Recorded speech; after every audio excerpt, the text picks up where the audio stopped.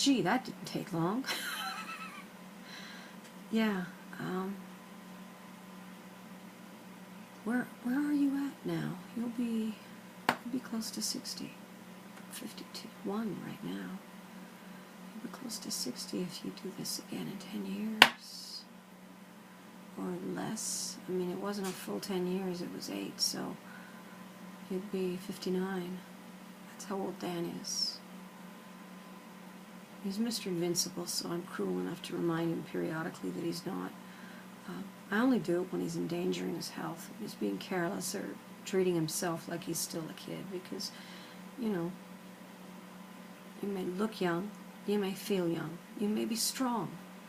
You won't heal that fast anyway. Any way you shake it, we've got to worry about it. However healthy we're living now, we've both had some really toxic lifestyles in our life, and we've put a lot of toxic damage to our bodies over the years, and so I've been thinking now, this is an interesting thought that I've had. If you could take away all of the stressors that age a human body, could a human being live forever? Dan, I was talking about this with Tom, and yeah, Tom, I hope he's still in your life, because, you know, you got your moments of I don't need anybody, but you really enjoy this person, knowing this person, and it's not even for anything that's possible to quantify or describe in any way, shape, or form, or analyze. You like having this person in your life, so be nice to him, damn it. You know, see? Hang on to him. No, I think it's also time for my... Oh, this helps. I hate the tear thing. So, a comment. I heard swallowing helps. Maybe you figured that out. Yeah, so Dan calls out from the living room about this, you know, well, there's still gravity and cosmic rays and stuff and radiation. And I thought, so, you're doing a transgalactic haul then, far from the effects of gravity and radiation in your own protected little tin can. And we don't have the nutritional ability at this stage, but we are definitely trying to achieve a state of being able to produce pure food, where it gives you only what you need, exactly what you need, exactly when you need it. And suppose you could hook a human being up to a system like that, and with wireless, you know, it's not like they're going to be tethered or something. They're just going to be in their tin can, and their sensors are going to be on their body, and all around them are going to be sensors, and this massive computer with this massive supply, or maybe even manufacturing. Anyway, you know, that's for the science fiction novel to flesh out how they get the nutrients for eons. Would the person live for eons?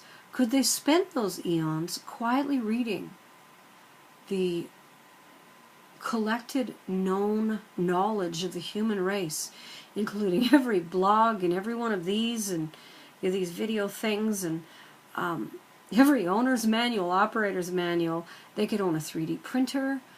Could a person cut loose like that and live forever?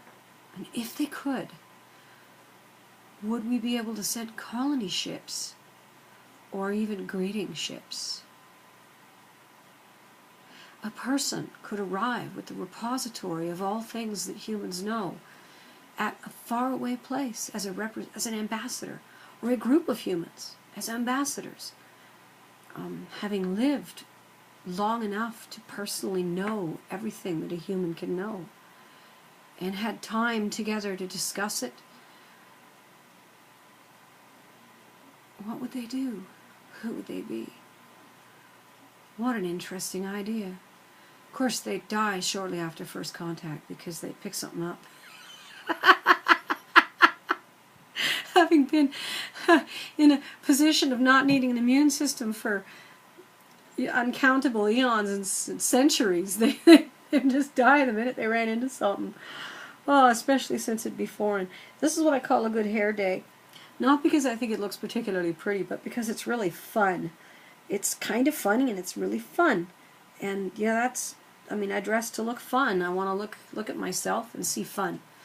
And when I go out, I tone it down because other people don't have the same sense of fun. They see freak instead of fun. I suppose if I put a red nose on me, but then they would think I was on my way to work, I guess. It's the defined boxes if you don't fit into them. The other day I was at the grocery store and I made extra care to hide my freak flag because I don't want to discuss that on YouTube, but I was hiding my freak flag that day, and for the first time in a very long time it was completely hidden. I mean, no weird shavy bits with the tattoo, you know, as well as no sign of the outrageous collection of colors.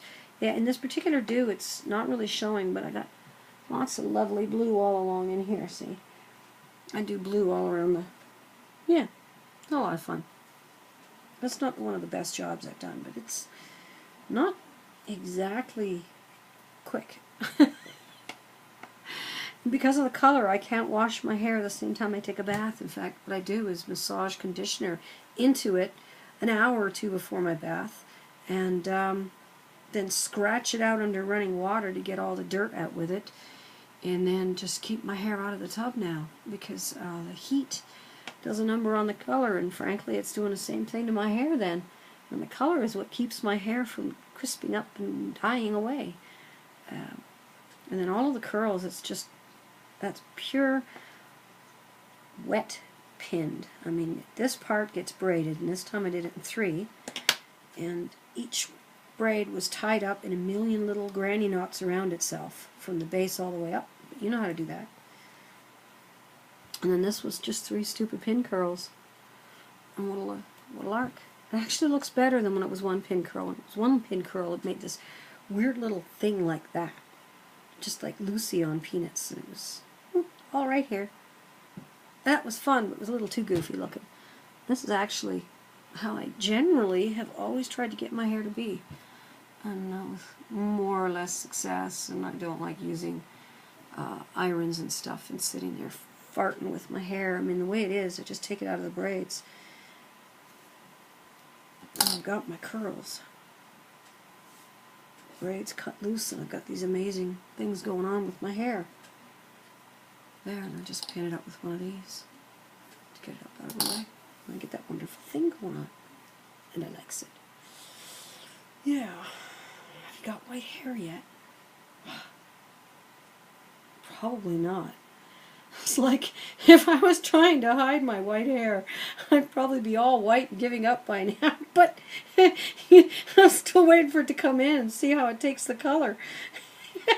Every once in a while I see a little silver one in here, and it'll stand out sometimes against the colored ones, either because it doesn't take color or I'm not really even sure why. And I'll be like, oh, does that ever look pretty? If I can't get any color in my white hair at all, oh, I will. I'll resort to Jiffy markers. I wonder if that works. I don't know. I don't want to think that social approval and disapproval is going to make me stop enjoying my colors.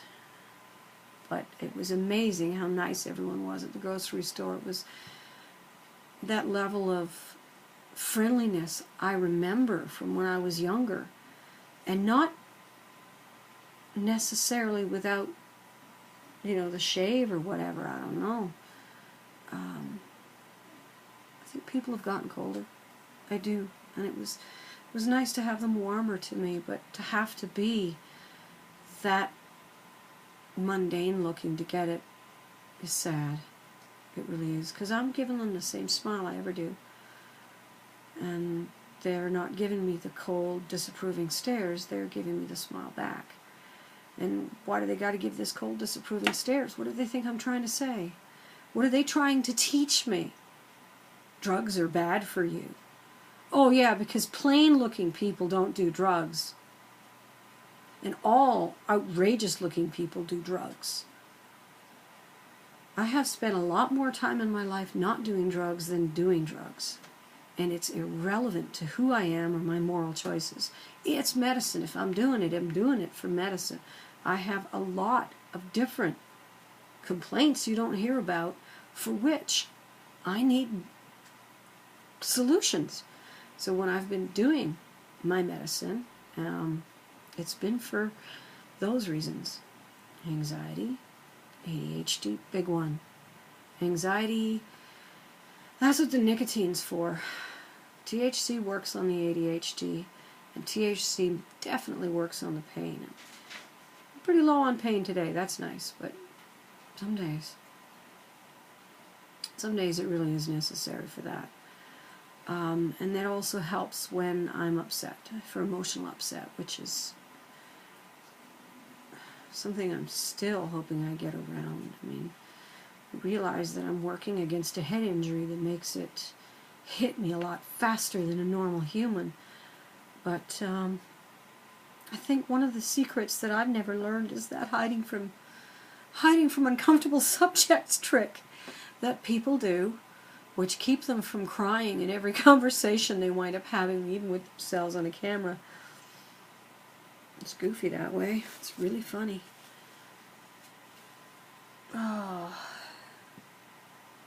I don't like it. It's irrelevant. I've gone over 10 minutes.